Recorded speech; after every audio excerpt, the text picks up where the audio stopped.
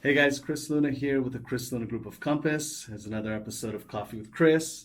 Today I've got Ryan Apperson, who is an estate attorney, with me today to kind of answer just a couple questions that I'm often asked by homeowners, buyers, and sellers, etc.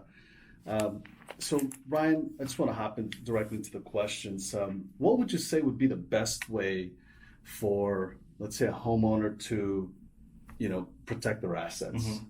Well, in California, if you own a home, you're automatically subject to the probate proceedings in this state. If your real property is worth at least $50,000, which basically every piece of property in California is, your estate will go through the probate process. Probate simply being the court supervision of the transfer of your assets. But the main reason you want to avoid probate is because it's time consuming and expensive, and you're kind of ceding all the control of your estate, all the transfer of your assets to the whim of the courts and the probate code. So the main way to avoid that process is to hold your real property in a trust. The trust, okay. So, maybe you could tell us a little bit about what that means. I've heard of a will, a trust, like what would be better, and what's the difference between the two? Right. So my take is that basically every adult needs a will. A will simply guides where your assets go when you're gone. It's simply a piece of paper.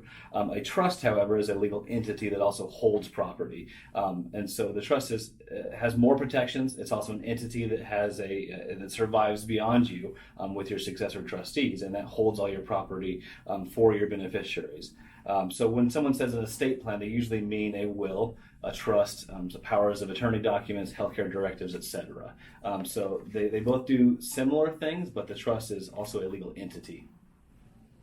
Got it. So, what about, the trust, what makes that better or more ironclad than a will? And I've also heard that there's kind of limits on assets and things like that. And so one of the main things that you obtain with a trust is it survives beyond you, and you've named someone a trustee to help administer your estate in accordance with the terms that you've set out. So let's say you have minor children.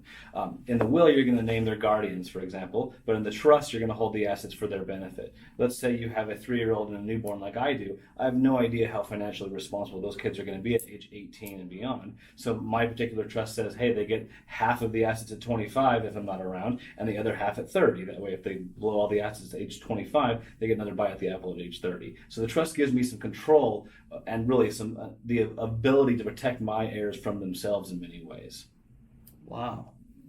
So, gosh, guys, that's a lot of information. I mean, I'm sure we've just kind of just whet your palate just a little bit here.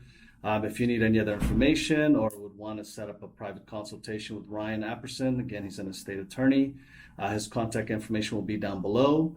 And in the meantime, thanks for watching, and we'll see you on the next one. Thanks.